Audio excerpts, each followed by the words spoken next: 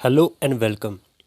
आज बहुत अच्छी वीडियो बनने जा रही है उनके लिए जिनकी मार्क्स परसेंटेज कम है कि वो पोस्ट ऑफिस के पोस्ट जीडीएस को अप्लाई करना चाहते हैं लेकिन उनकी मार्क्स कम है। क्या उनके लिए कोई चांस बचता है कि वो अप्लाई करे और अप्लाई करके वो सीट ले ले, क्योंकि उनके मार्क्स कम है, परसेंटेज कम है। आज बहुत सारे स्टूडेंट्स ऐसे होते हैं जिनके मार्क्स बहुत अच्छे होते हैं, 98, 99, 100 आउट ऑफ 100 आते हैं, 97, 96 परसेंटेज आती है उनकी।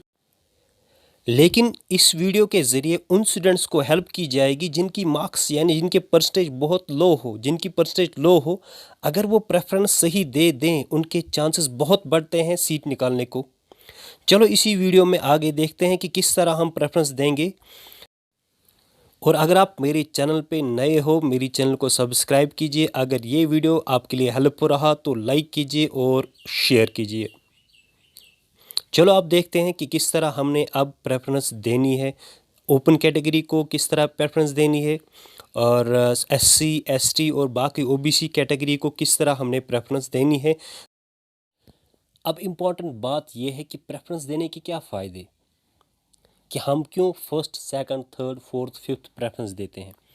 आप ध्यान रखिए, अगर आपने किसी पोस्ट को किसी भी लोकेशन को फर्स्ट प्रेफरेंस दे दी, जैसे फर्स्ट आपने प्रेफरेंस दे दी, दूसरे पोस्ट ऑफिस कोई भी हो नियर बाय उसके आपने सेकंड प्रेफरेंस दे दी, एक और पोस्ट ऑफिस है नियर बाय या कहीं दूर है उसका आपने थर्ड प्रेफरेंस दे दी। इसका मतलब है जो आपने फर्स्ट प्रेफरेंस दे दी है, अगर आपका मेरिट यानी अगर आपकी परसेंटेज जितने स्टूडेंट्स ने वहाँ अप्लाई किया होगा उनसे ज़्यादा आपकी परसेंटेज होगी तो आपको सिलेक्ट किया जाएगा। इसी तरह सेकंड, जितने स्टूडेंट्स ने इस वाले पोस्ट ऑफिस को अप्लाई किया होगा, सेकंड आपने जिसकी सेकंड प्रेफरेंस दी होगी उस पोस्ट ऑफिस को अप्लाई किया होगा, अगर उन स्टूडेंट्स में से आपकी मार्क्स यानी परसेंटेज बहुत ज़्यादा है, हाई है, तो आपको वो सीट देंगे। इसी तरह थर्ड पोस्ट ऑफिस के लिए जितने स्टूडेंट्स ने अप्लाई किया, अगर आपकी परसेंटेज उनसे ज़्यादा होगी तो आपको ले लेंगे।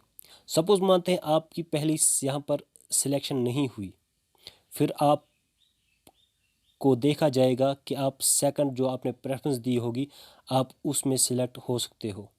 अगर आप सेकंड में भी सिलेक्ट नहीं हुए तो अगर आप थर्ड जो आपने प्रेफरेंस दी होगी वहाँ आपका मेरिट हाई रहा बाकी स्टूडेंट्स से तो आपको वहाँ सीट मिलेगी। अगर आपका पहले ही में हाई रहा तो सीट मिलेगी, अगर पहले में हाई नहीं रहा तो दूसरे में चांसेस होंगे तो वहाँ दूसरे में देंगे, अगर दूसरे में नहीं रहा तो तीसरे में चांसेस होंगे तो तीसरे में आपकी प्रेफरेंस दी तो तीसरे में आपका पोस्ट निकल सकता है।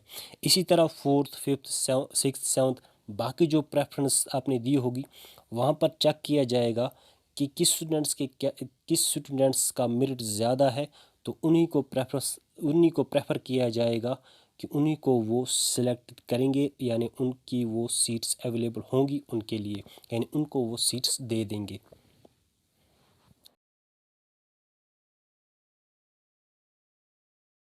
पहले ओपन कैटेगरी यानी यूआर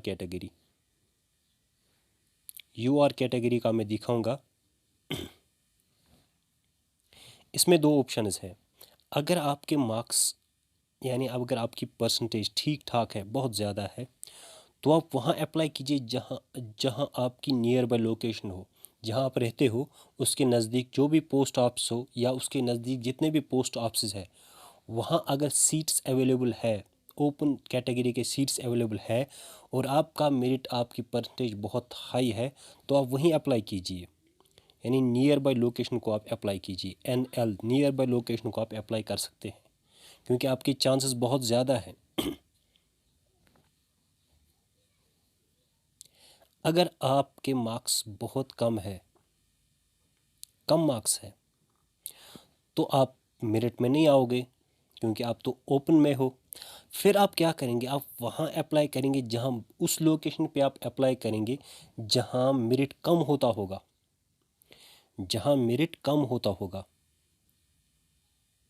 यानी जहाँ मेरिट लो होगा आप वहीं अप्लाई कीजिए। आपको जॉब पहले प्रेफरेंस है कि आपको जॉब मिलनी चाहिए, ठीक। और आपको जॉब मिलेगी तब जब आप उस लोकेशन पे आप अप्लाई करोगे जहां मेरिट लो रहता होगा। जहां मेरिट लो रहता होगा वहां आपके सीट निकलने के चांसेस बहुत ज़्यादा है, क्योंकि आपके मार्क्स कम है, आपकी परसेंटेज कम है।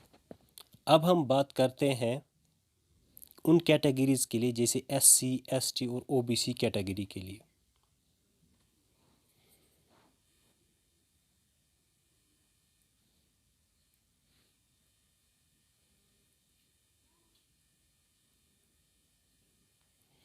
अब यहाँ हम डिस्कस कर रहे हैं कैटेगरीज़ के लिए।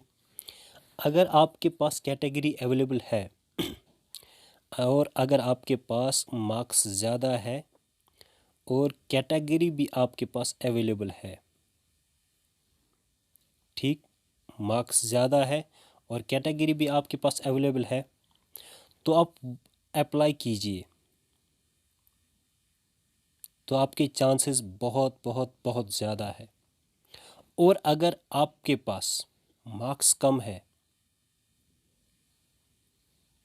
मार्क्स कम है और कैटेगरी भी अवेलेबल है,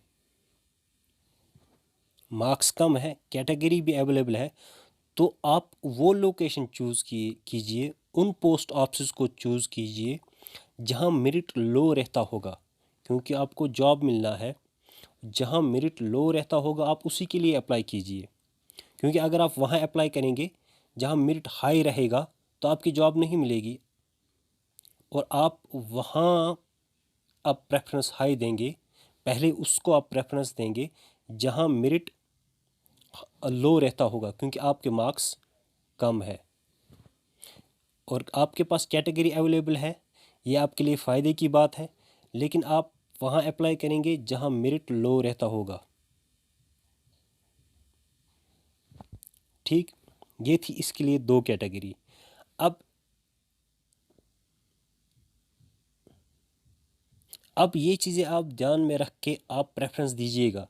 आप उसको आप प्रेफरेंस दीजिए जहाँ आपकी जॉब मिलने के ज़्यादा चांसेस है, और वहाँ आप अप्लाई कीजिए, उसको आप पहली प्रेफरेंस दीजिए, यानी फर्स्ट सेकंड थर्ड फोर्थ उसको आप प्रेफरेंस दीजिए। ये वीडियो एक सजेशन वीडियो थी, लेकिन आपने डिसाइड करना है कि आपने किस तरह प्रेफरेंस देनी है, लेकिन मेरा हक बनता था कि मैं आपको एक सही गाइड करूं। और अगर आपको और भी कोई इशू आता होगा प्रेफरेंस देने के बारे में, तो आप कमेंट बॉक्स में कमेंट कर सकते हैं।